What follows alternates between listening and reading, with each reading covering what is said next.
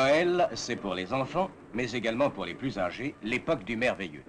Pour sa grande émission du 24 décembre 1960, la télévision française avait fait appel à ce merveilleux en organisant, avec le concours de la SNCF, un spectacle télévisé dans un train spécial entre Lille et Paris. À vous, les majorettes!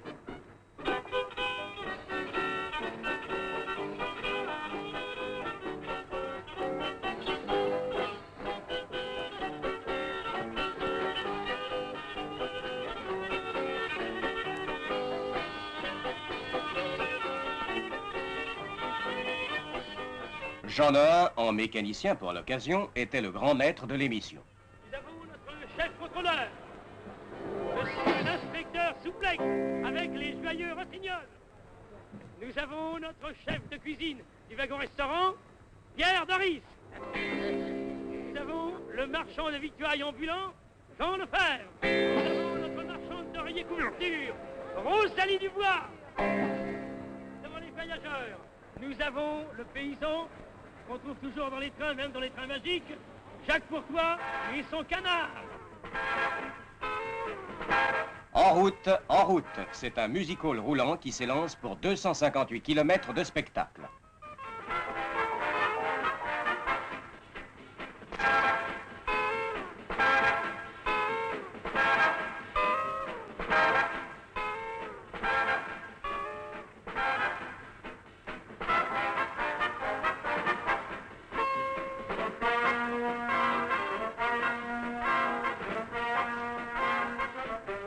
Comme dans un théâtre, les coulisses ont leur mystère. Dans les loges, on rencontre habilleuses et maquilleuses au travail.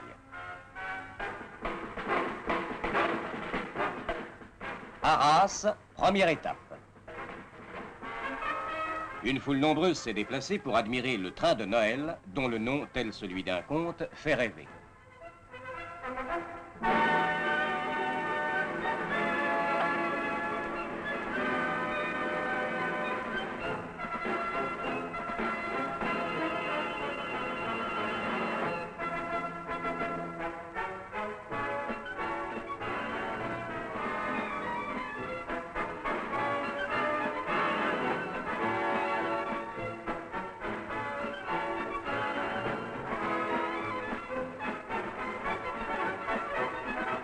Retransmettre l'image télévisée d'un train en marche présentait quelques difficultés et posait pour les techniciens des problèmes nouveaux. Une antenne fixée sur une voiture adressait son message à un hélicoptère relais.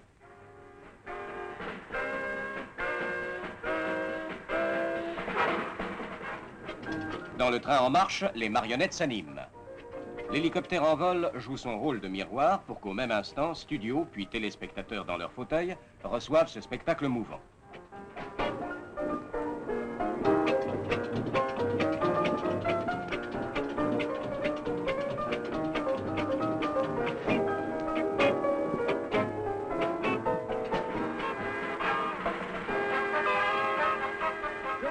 Le téléphone, qui est en service normal sur les trains de la ligne Paris-Lille, est mis à contribution pour l'émission. Jean Nohain entre en communication avec les studios de Paris pendant que les téléspectateurs écoutent la conversation et reçoivent simultanément sur l'écran l'image de chacun des deux interlocuteurs. Moi, je vous entends très bien, Jean Nohain. Dans un instant.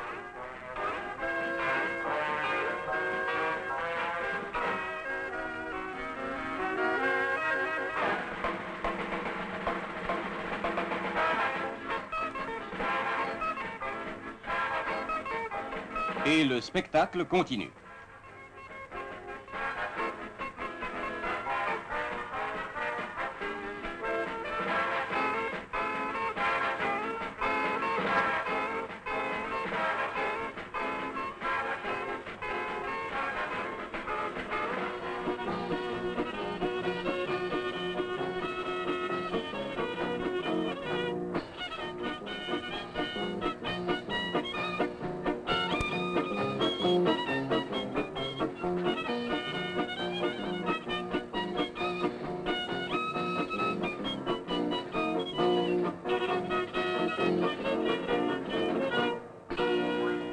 Paris, les caméras du train vont être relayées par celles placées sur le quai d'arrivée.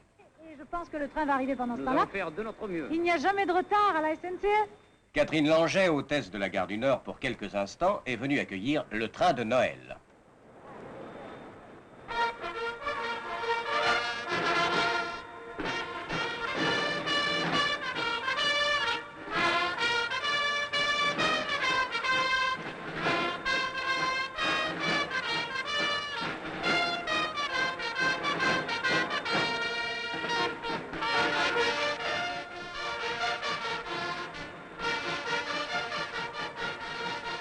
Notre charmante speakerine groupe les deux conducteurs, le cheminot et Jean Nohain, dans une interview animée. Cette réunion est le symbole de la parfaite collaboration qui, au cours de cette journée, a existé entre la RTF et la SNCF pour la réalisation de ce programme exceptionnel. Et le spectacle quitte le train pour s'installer en gare du Nord pendant que Paris se prépare pour un joyeux réveillon.